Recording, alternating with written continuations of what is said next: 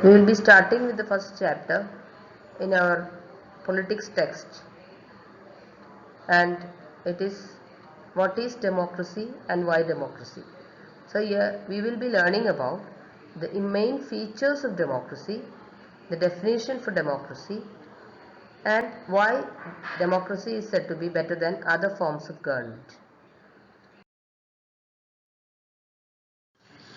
In different parts of the world, there are different forms of government.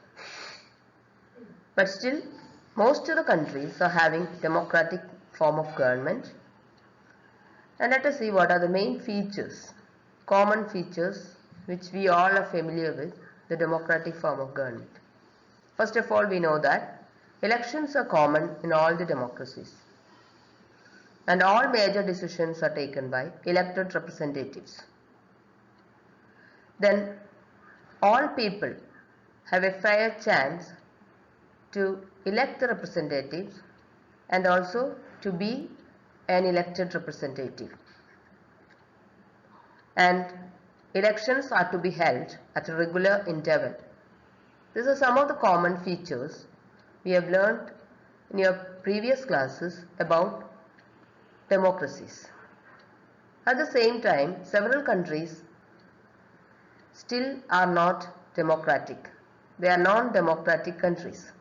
For example, if you take the case of Saudi Arabia, where only the members of royal family can rule the country. So we cannot call it as a democratic country. Now we will be analyzing each feature of democracy one by one, and we take examples of different countries and why these countries cannot be called as a democratic government we are learning in the next part. Now we'll see the major features as I told. Out of that, the first one is all major decisions are taken by the elected leaders or elected representatives.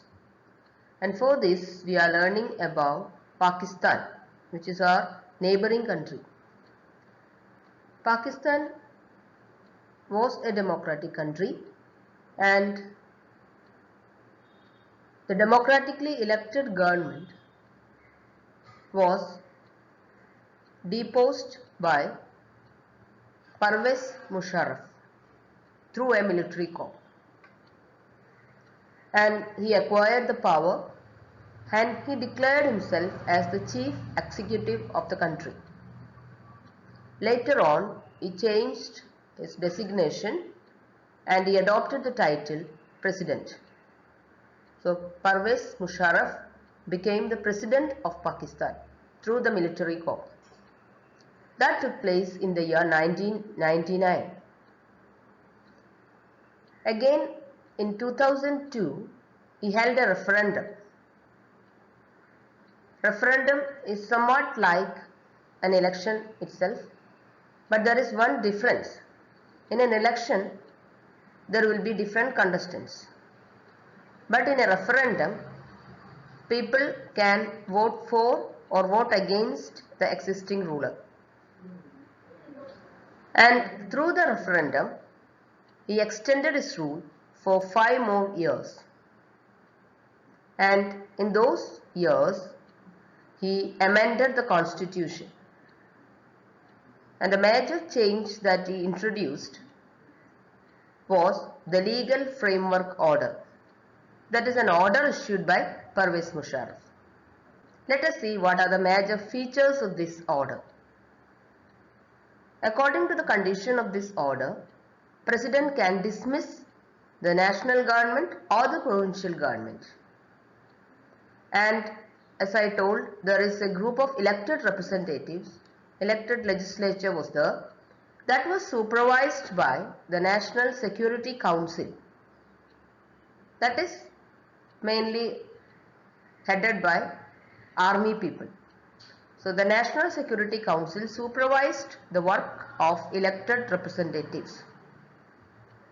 Hence, all the major decisions were taken by the military people, not by the elected representatives. A country which is having this kind of adjustments, we cannot call as a democratic country. Though there is elections, there is referendum, but we cannot call it as a democratic country. Here the major decisions are not taken by the elected representatives, it is taken by the military leaders.